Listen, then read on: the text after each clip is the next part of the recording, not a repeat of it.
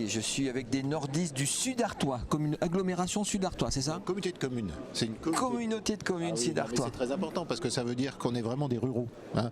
Donc c'est 58 communes pour 25 000 habitants. Alors vous voyez, la plus grosse commune c'est 4 000 habitants et puis la majorité des communes c'est 200, 300, 400 habitants. On est vraiment des ruraux.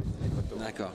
Donc vous venez d'être primé, il paraît, pour une labellisée interconnectée. Oui, alors on est donc labellisé Territoire Innovant 2016 pour notre stratégie globale de développement numérique, donc qui est en fait une stratégie de développement qu'on a jugée vraiment logique, qui commence par le débit, qui passe ensuite par les moyens d'impliquer une population et de la former au numérique, et ensuite pousser cette population à se servir du numérique pour créer du business en fait, et avoir que ça rejaillisse sur l'économie.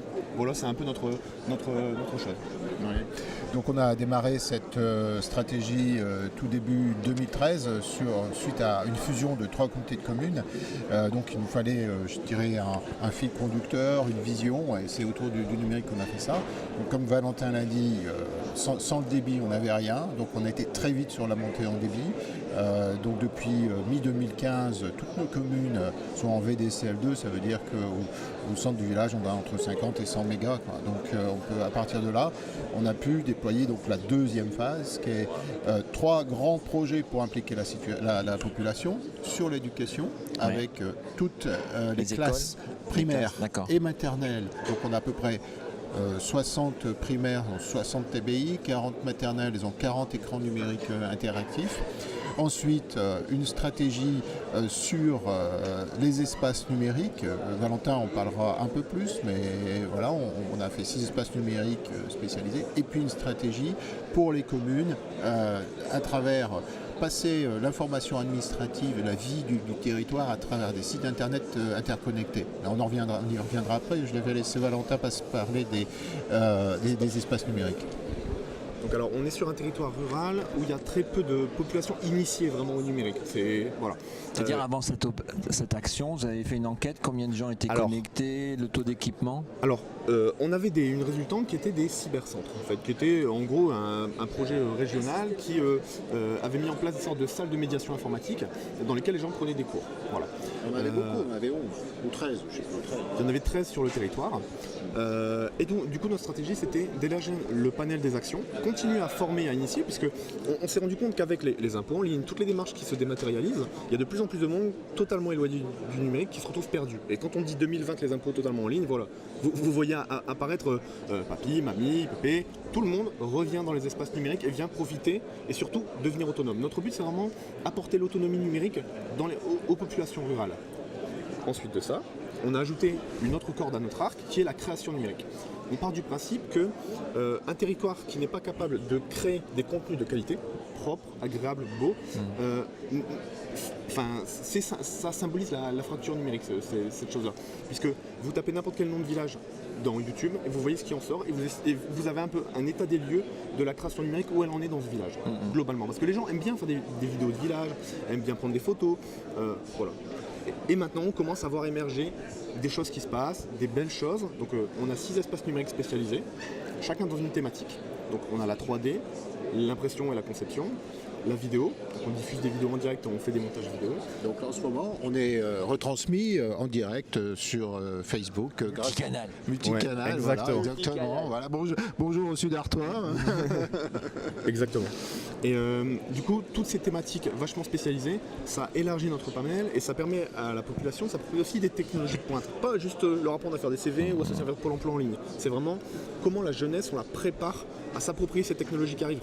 On était dans un atelier sur y a-t-il trop de tiers-lieux? Nous, la réponse qu'on a eue, c'est 25 000 habitants, 6 espaces numériques et aucun habitant à plus de 10 km de l'un d'entre eux. Voilà, ça a été notre réponse et on estime qu'on a mis le curseur au bon endroit parce qu'ils sont relativement bien fréquentés. Chaque semaine, c'est 250 personnes qui viennent se former ou s'initier, donc des jeunes, des moins jeunes. Et on fait également des soirées jeux vidéo et on a un projet sport électronique pour aller plus loin aussi. Voilà. Pour monter des équipes. Ça a un coût tout ça sur la collectivité, vous financez ça comment? Oui, donc je terminerai par le coup, parce que je terminerai par ça parce que je veux développer le 3e volet de cette stratégie que sont les sites internet, les portails internet au niveau communal. En fait, l'idée de base, c'était de dire au niveau de chaque village doit avoir son site internet à travers lequel il va voir l'ensemble de la communauté de communes avec ses informations, ses événements, ses services, etc. Donc en fait, c'est là où on a de l'innovation technologique, c'est-à-dire qu'on met à disposition des communes le moyen de construire chacun son site internet. Donc les élus, les volontaires vont dans les espaces numériques, on les guide sur comment concevoir les menus, comment collecter les photos, etc. Puis après ils bâtissent eux-mêmes, en fait, suivant notre schéma, leur site. Mais le problème d'un village de 200 habitants, c'est qu'il n'y a pas d'actualité tous les jours. Donc, et un site internet sans actualité, ça meurt.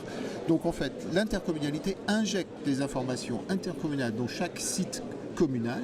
Donc l'habitant de mon village voit qu'il y aura tel spectacle dans telle commune de la communauté, il y a un agenda l'agenda de la commune est alimenté par des éléments intercommunaux. Voilà, donc on a une vision globale du territoire. Si je veux mettre mes enfants à la crèche sur mon site communal, je vois où sont les crèches du territoire. Voilà, donc ça c'est le troisième élément, c'est vraiment à travers le site internet, on construit la collectivité finalement, puisque faire une intercommunalité, c'est pas évident, c'est l'élément territorial le moins connu des habitants. Et bien là, on le fait vivre à travers le réseau. Financement ? Les sous. Les sous. Donc, ce qui a coûté plus cher là-dedans, c'était la montée en débit. Et la vraie question, c'était de savoir, est-ce qu'on attend, parce qu'on va avoir une montée en débit massive sur tout fibre au niveau des Nord-Pas-de-Calais, pas encore Hauts-de-France. Donc la question, c'était de savoir, on y va, on n'y va pas, sachant que ça va arriver un jour. On a dit, on y va, mais si on y va vite, pour que tout de suite on ait le débit et qu'on puisse très rapidement passer dans les usages. Donc quand on a fusionné, on a tout de suite voté. À l'époque, on estimait qu'il nous fallait 5 millions d'euros. Après appel d'offres, c'est tombé à 3,5 millions d'euros. On savait qu'on n'aurait peut-être pas de subvention parce qu'il y avait le projet à terme régional. Finalement, on a posé candidature à l'Europe, on a eu 1 million d'euros. Donc finalement, la montée en débit nous a coûté 2,5 millions net. Ça, c'est le premier point. Ensuite, c'est l'innovation frugale. C'est-à-dire que pour le reste, on a fait avec ce qu'on avait. Et là, je trouve qu'on se débrouille bien. D'abord, on fait partie d'une association qui s'appelle l'association du réseau des villes et villages numériques. En fait, on paye à cette association une cotisation annuelle par habitant. Et c'est eux qui nous développent tout ce réseau de sites internet et qui nous aident à innover. Et nous, on leur fait des propositions d'innovation. Et c'est vraiment super ce qu'on est en train de faire avec eux. Donc, ça ne nous coûte pas très cher. Je sais plus, 11 000 euros par an. Voilà, l'investissement il est aussi un investissement humain puisqu'on a quand même investi sur des gens motivés et compétents comme Valentin. On a une équipe de 6 personnes, donc des espaces numériques, mais qui vont au-delà des espaces numériques. Un par espace. Oui, mais c'est plus une équipe, parce qu'on se déplace. Voilà, par exemple, chaque membre de l'équipe, moi je donne des activités de son et d'enregistrement audio.